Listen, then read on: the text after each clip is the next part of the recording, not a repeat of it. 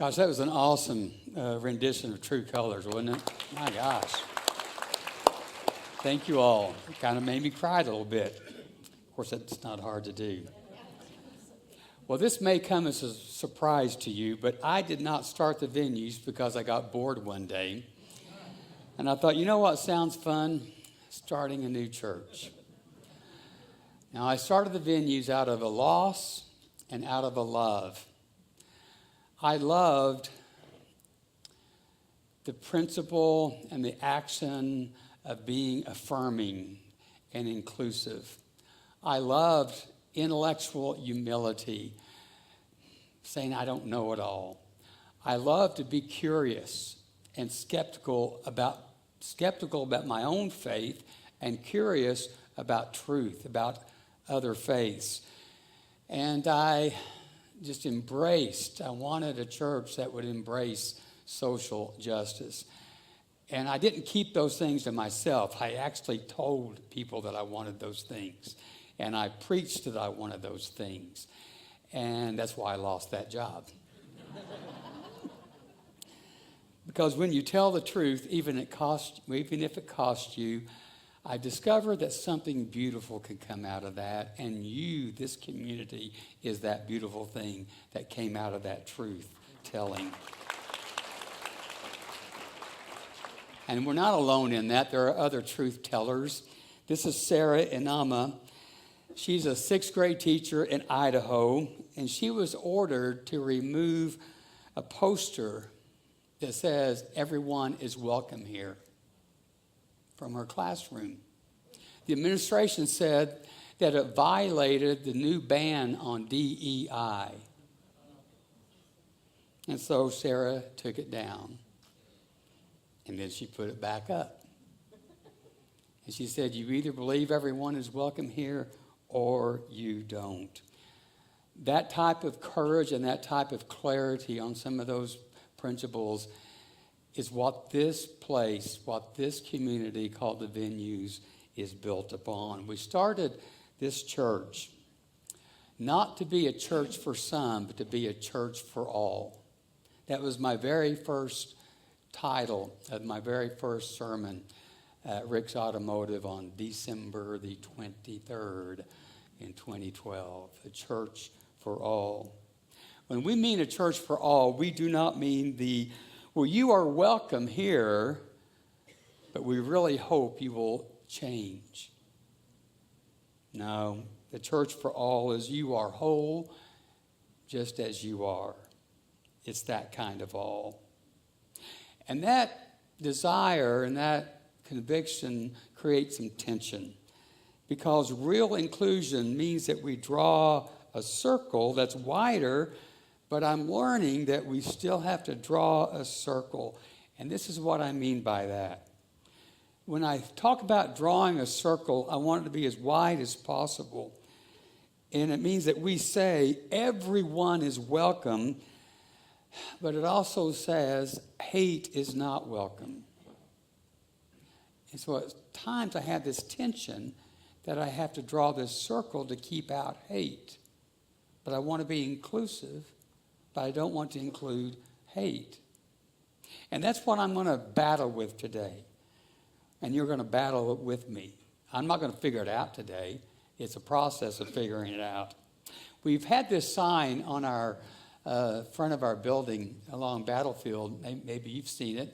It says, we're not for everyone because we're for everyone. It's a little confusing, isn't it? You have to think about it just a little bit. It's kind of like trying to explain how a Jedi can be both peaceful and wield a lightsaber. Yeah, may the fourth be with you. But here's what it means, I think. We are deeply committed to being a church for everyone. Everyone can find belonging. But we know that not everyone likes that kind of church. And so today, in this just conversation I would like to have with you, we're asking this question. How do we live out our calling to be inclusive people in a world, and yes, even in a church world, that often demands exclusion? And if we get this right, we won't just be affirming, I think we'll be transformational. So we're in this series about messing up, choosing where we mess up. I like it because it's a reminder that being a person of faith doesn't mean we get it all right. What it means is that when we're wrong, we admit that we're wrong, especially when we're wrong about living out our values, our core values that I've mentioned today. So our topic today is this: how do we navigate between exclusive boundaries and a truly inclusive community? We have two impulses. Maybe the collective we, I know I do. My first impulse is the call to radical inclusion. All are welcome here. But the second impulse is the sacred duty to protect the vulnerable. And here's the uncomfortable truth: those two values clash. We're welcome to all, but we have a duty to protect the vulnerable. And so the question to me is, how do we create communities that are both radically inclusive and genuinely safe? And genuinely safe. How does our privilege blind us to where we are failing? You know, the tension between those two values is not new. Maybe you remember Jesus saying this: "Come, all who are weary." There were no exceptions. There were no prerequisites. It's all. Please come, all of you all. But elsewhere, Jesus is fierce about protecting the vulnerable and protecting people and keeping them safe from predators. He says this: "If anyone causes one of these little ones, those who believe," I don't like that translation at all. Who am I to say I don't like it? The word believe there is that the Greek word pistis, pistis, and then as a kid I'd always laugh at that word. And when we think of the word believe, my background has really just brainwashed me. When I hear the word belief, I think of a mental assent to some doctrinal statements. I believe this, this, this, this. But the word really is trust. Those who trust in me, those, Jesus says, who follow my way, those who are trying to live the life of love. But if anyone causes one of these little ones, he's talking about children here, those who trust in me, to stumble, well, it'd be better for them to have a large millstone hanging around their neck and be drowned in the depths of the Mediterranean. Wow. Jesus was both inclusive but protective of people who are vulnerable. So I wonder, are we called to both welcome and to protect, to include, but also to create some boundaries? And I mess up on that. Maybe you do too. And I mess up, and maybe you do too, because we are exclusive.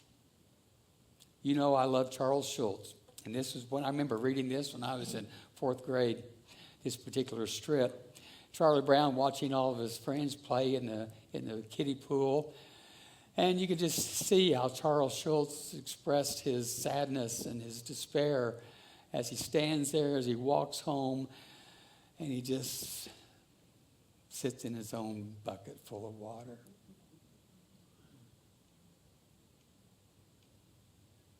I know a lot of people, do you, who have looked on the outside at the inside of a church, and they've seen all these people together having fun and laughing, connecting. But for whatever reason, directly or indirectly, they have received the communication that you're not welcome here. And so they go home and just sit in their own buckets. Jesus taught a whole lot with stories, and most of his stories were about this concept called the kingdom of God. The metaphor that he used to describe the kingdom of God was a party, much to the horror to all the religious crazies who would carry their notebooks full of rules, and they were always mutter, well, that's just not the way we do things. But Jesus loved stories about parties to describe what it's like to live in God's kingdom. And one of those party stories is found in Luke chapter 14. Jesus was at a banquet. Banquets are big deals in Jesus' day. It was a way to communicate and to learn if you were in the in crowd or not. If you were invited to a banquet, that must have meant you were an important person. And the closer you were able to sit to the host meant you were most important of the attendees at that party. But at that banquet, Jesus stunned the partygoers with this statement. When you give a luncheon or dinner, do not invite your friends, your brothers or your sisters, your relatives or your rich neighbors. But when you give a banquet, invite the poor, the crippled, the lame, and the blind. Now, Jesus wasn't telling a parable. This is historically happened according to Luke. He was actually telling the people at the party what he expected them to do. And I think you could just see the collective jaws drop. Now, when we read that statement of Jesus, we should be just as shocked as the people were at that banquet. Think about it. When you have a party, when you have a dinner, who do you invite? It's your friends. People who think like you. People who vote like you. Yeah. But Jesus is turning that upside down. Jesus read the room, and he saw how shocked people were. So he's a good storyteller, so he told a story to explain what he meant. He talked about a host who prepares a big banquet for all of his close friends, all of his important friends, and he sends out these invitations to his friends. But one by one, each of his friends offers an excuse as to why they cannot attend the party. Well, I've got to rearrange my spice rack tonight, or whatever it might be. Well, the host is frustrated. So he tells his servants, go out quickly into the streets and alleys of the town. Bring in the poor, the crippled, the blind, and the lame. Go out to the roads and the country lanes and compel them to come in so that my house will be full. Jesus is not just giving party planning advice. He is saying this is what it's like to live in the kingdom of God. This is how that kingdom operates. To create a space for people who are in the back of the line. Not because it's trendy, but because it's holy. Because it's what God does. You know, when you've always had a seat at the table, it's hard to know how it feels to be left out in the hallway. Have y'all ever heard of this word? Privilege. The author of this book, The Anti-Racist Baby, defines it in a way that I can understand it. Some people get more while others get less because policies don't always grant equal access. 2 weeks ago, KY3 had a story about how black mothers have a rate of postpartum depression so much higher than mothers of other racial groups. This is what they said. Black women face a disproportionately high risk of postpartum depression compared to other groups, not by accident, but because of systemic inequality. Since its very inception, the Venues has maintained an unwavering commitment to justice, to speaking to and about oppression, and to address those and to create space for those who have been traditionally, historically oppressed and marginalized.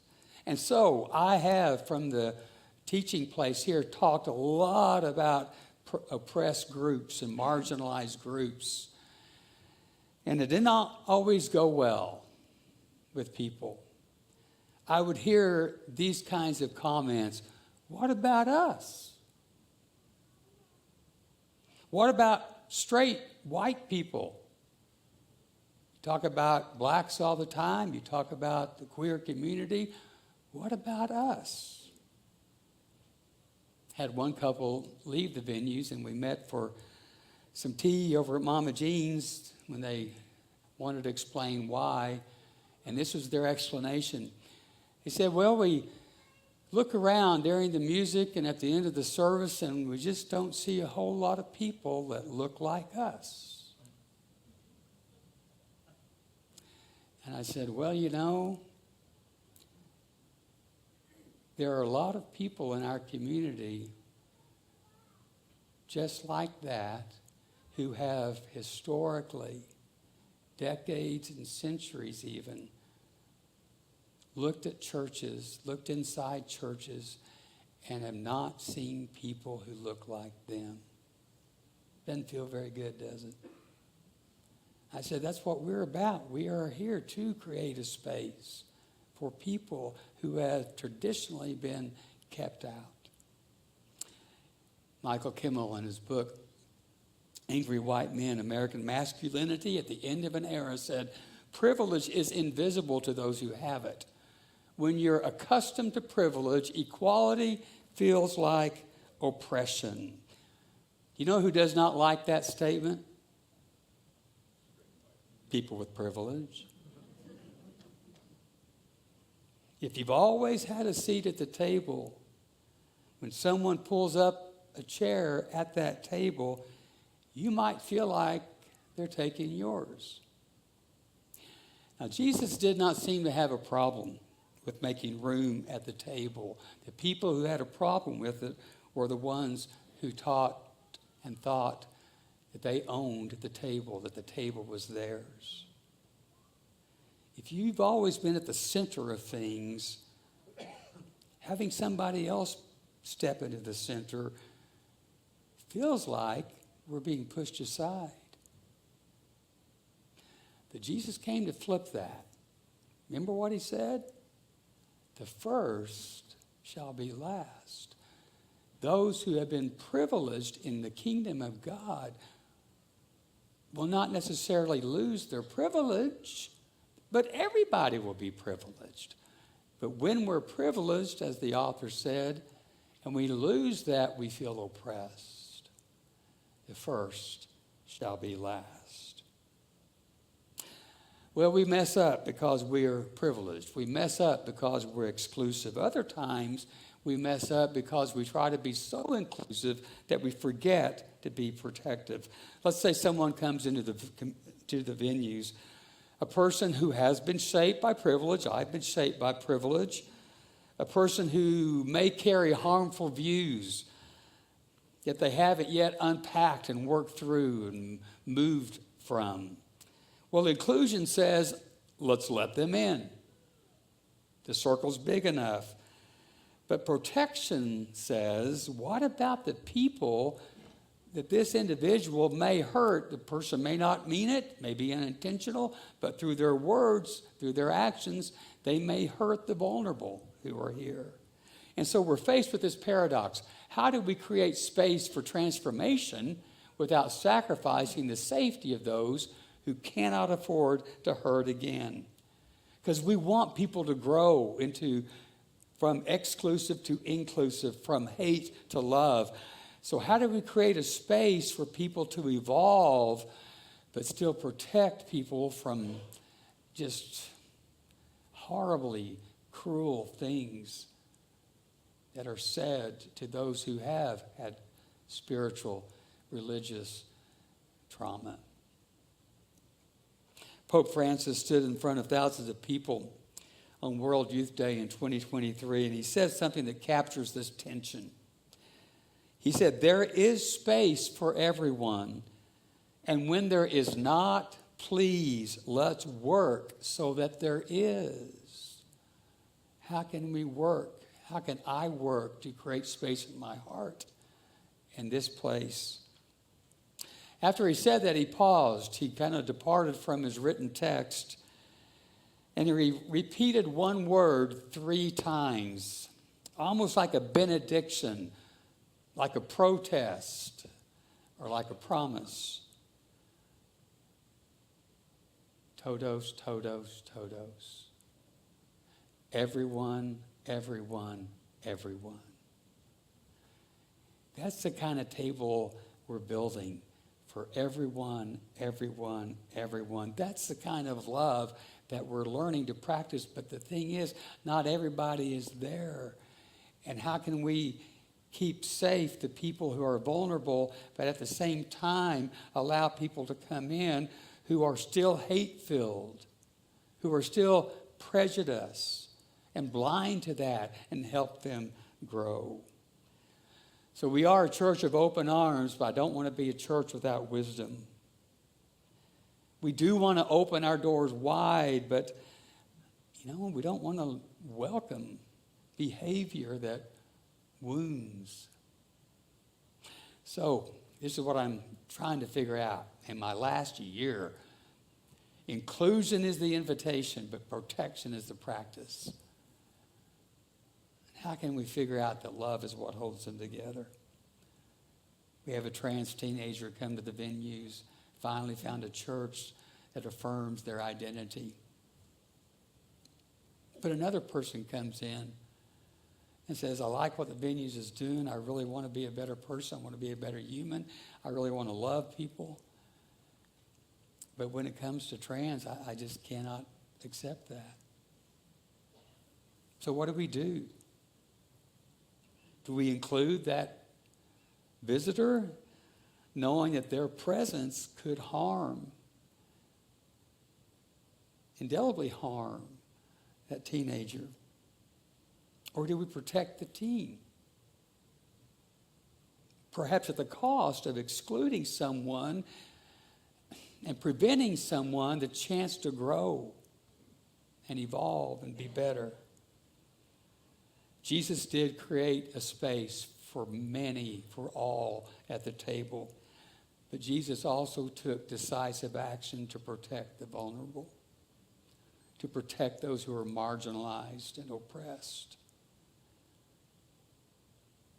So inclusion, I'm trying to figure this out. This is where I am today. I'm understanding that inclusion does not mean I'm going to include harm. I'm going to allow harm. Protection does not mean building walls. It means building some boundaries, but with purpose. We really are. Those of you who are here and those who are a part of the venues, I think we're all committed to being a better community. A community that makes room for people who have been pushed out, shamed, silenced, who have been told that they are less than. But we also want to be a place that creates space for all of us to grow into better humans. Not because we're woke, although I do like a little caffeine in my theology. Because we believe diversity, equity, and inclusion is what the kingdom of God looks like.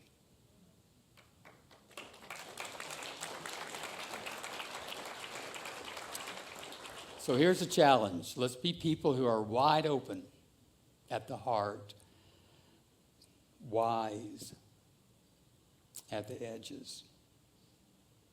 People who know that real love sometimes sounds like, come on in. But it also sometimes says, hey, not like that. At the venues, we're committed to that sacred balance, and we will not always get it right. We will mess up. Thank you for grace for me to mess up. I extend to you the same grace. So the table is set. Your name is at the place setting. So is the name of other people. Not because of anything except you are you. And you are welcomed here.